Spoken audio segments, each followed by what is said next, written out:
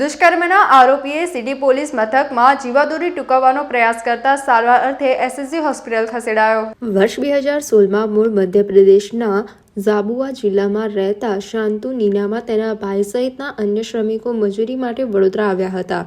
ત્યારે પંચમહાલ જિલ્લામાં રહેતી 28 વર્ષીય યુવતીનું વારસિયા રિંગ રોડ પરથી શાંતુ નીનામા અને તેના ભાઈ કમલેશ નીનામા સહિતના આરોપીઓએ રિક્ષામાં બળજબરીપૂર્વક બેસાડીને અપહરણ કર્યું હતું। ત્યારબાદ આ યુવતીને રાજકોટ તરફ લઈ ગયા હતા।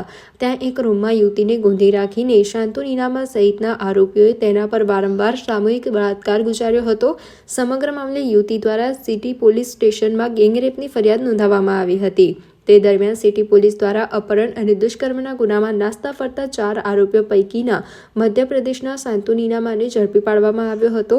આરોપી 9 વર્ષ બાદ ઝડપાતા તેના અન્ય સાગરીતોને ઝડપી પાડવા માટે તથા વધુ પૂછપરછ કરવા રિમાન્ડ મેળવવામાં આવ્યા હતા। તે દરમિયાન દુષ્કર્મના આરોપી શાંતુ નીનામાએ સિટી પોલીસ સ્ટેશનમાં બાથરૂમમાં જઈને ચાદરના ટુકડાથી ગળે ફાંસો ખાઈને પોતાની જીવાદોરી ટૂંકાવવાનો પ્રયાસ કર્યો હતો। પોલીસ કર્મીઓએ તેને બાથરૂમમાં લઈ ગયા હોય વધુ સમય લાગતા તેને શંકા ગઈ હતી અને બાથરૂમમાં જઈને ચેક કરતા સમગ્ર પરિસ્થિતિ પોલીસ કર્મચારીઓને ધ્યાને આવી હતી, જેથી આરોપીને તાત્કાલિક સારવાર વખતે એસએસજી હોસ્પિટલ ખસેડ્યો હતો। સમગ્ર મામલે પોલીસ અધિકારી દ્વારા વિસ્તૃત માહિતી આપી હતી। જી હા, સિટી પોલીસ સ્ટેશનમાં વર્ષ 2016માં એક રેપનો ગુનો દાખલ થયેલો। તે પૈકી 4 આરોપી હતા। પોલીસની મહામહેનતથી એક આરોપીને મધ્યપ્રદેશથી ધોરણસર લઈ આવવામાં આવે છે, અટક કરવામાં આવે છે અને 2 દિવસના રિમાન્ડ લેવામાં આવે છે, કારણ કે બીજા આરોપીઓ પકડવાના બાકી છે। આ આરોપીનું નામ છે શાંતુ ઇલુ નીનામા કરીને, જેની ઉંમર વર્ષ અંદાજિત 40 વર્ષની છે। રિમાન્ડની કસ્ટડી દરમિયાન સિટી પોલીસ સ્ટેશન લોકઅપમાં છે। વહેલી સવારે મતલબ દિવસ ઉગ્યાની આસપાસ આ આરોપી કદાચ મને એના ઇન્ટ્રોગેશનમાં એવું લાગે છે કે મેન્ટલી થોડું સાયકોલોજીકલી અપસેટ હશે।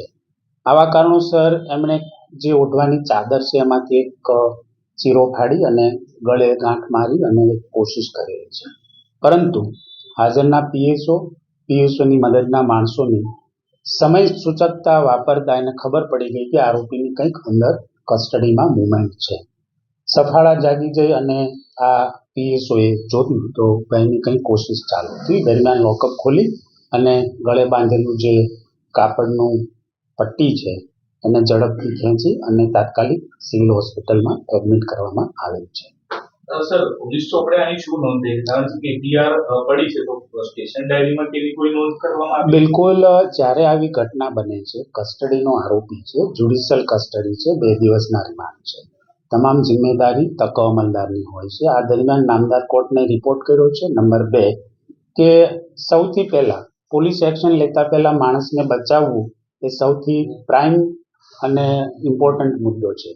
આ કારણોસર એમને એસએસજી હોસ્પિટલમાં હાલ પણ સારવાર હેઠળ છે। એટલે પ્રથમ સારવાર, ત્યાર પછી એની એમએલસીના ભાગરૂપે એમની તપાસ થશે। જો અન્ય કોઈ કારણો હશે તો ગુનો દાખલ થશે। અધરવાઇઝ જે એટેમ્પ્ટ સુસાઇડ છે એ નામદાર સુપ્રીમ કોર્ટે બંધારણની કલમ 21 હેઠળ કે જ્યારે માણસ આપઘાત કરે છે, ચિંતામાં હોય છે, દુઃખ સહન કરે છે અને પછી આઈપીસી 309 મુજબ જે ગુનાઓ દાખલ થતા એ ખરેખર નહીં થવા જોઈએ એવા કારણોસર નવા લોમાં 1/7/2024થી જે લો રિફોર્મ થયા એની અંદર આ 309 નંબરની કલમને રદ ગણવામાં આવી। હકીકત જ છે જે આપ કહો છો એમને સુસાઇડનો એટેમ્પ્ટ કરેલો છે।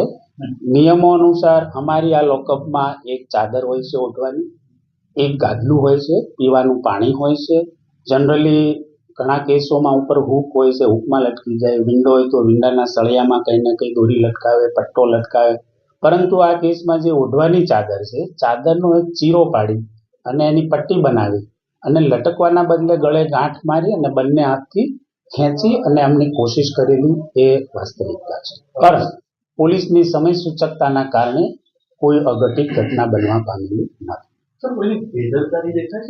બિલકુલ નહીં। જો બેદરકારી હોત તો કંઈક પરિણામ અલગ આવ્યું હોત, પણ આ ઇસમ જે છે, મારી ડૉક્ટર સાથે જે ડિસ્કશન થઈ છે એ મુજબ માણસ થોડો સાયકિક છે અને કદાચ ઘરની ચિંતા હોય, અલગ બીજા કારણો બી હોય અને આવા કારણોસર એમણે આ એટેમ્પ્ટ કર્યો હોય છે। સર, એક સવાલ એવું છે, ડોક્ટર એવું કહે છે કે પોલીસ જે ઇતિહાસ નોંધ પડી છે એને ક્યાંક પલટાવવા માટે દબાણ કરી રહી છે? બિલકુલ નહીં, ના બિલકુલ નહીં। જો કોઈ કદાચ દબાણ કરે તો ડૉક્ટરની જિમ્મેદારી છે કે પેશન્ટ આવ્યું છે, પેશન્ટને શું ઈજા છે, શું તકલીફ છે, એ મુજબ જ એમની નોટ તૈયાર થશે અને અમારા પાસે જે કંઈ સર્ટિફિકેટ આવશે એઝ પર લો આવશે. કદાચ પોલીસે એવું પૂછવું હોય કે સર એમાં કોઈ માર્ક હોય તો લખજો, કોઈ ઈજાના નિશાનો હોય અથવા આવો પ્રયત્ન કર્યો હોય તો આપ અમને એવું સર્ટિફિકેટ આપજો. એવા પ્રયત્નો ચોક્કસ થયા હોય અને it's a part of investigation. જ્યાં સુધી કન્વર્ઝેશન ન થાય, આપસમાં ડિસ્કશન ન થાય કે આ ઘટના કેવી છે, ડૉક્ટર એક એક્સપર્ટ છે અને એક્સપર્ટના હિસાબે ઇન્વેસ્ટિગેટિંગ ઓફિસરે આટલું પૂછવું it's a required in the goodwill for the investigation. સમાચારોના સતત અપડેટ મેળવવા માટે લોકમત ન્યૂઝને યુટ્યુબ ઉપર સબસ્ક્રાઇબ કરો, બેલ આઇકોન દબાવો અને અમારી સાથે જોડાયેલ રહો ફેસબુક, ઇન્સ્ટાગ્રામ અને ટ્વિટર ઉપર.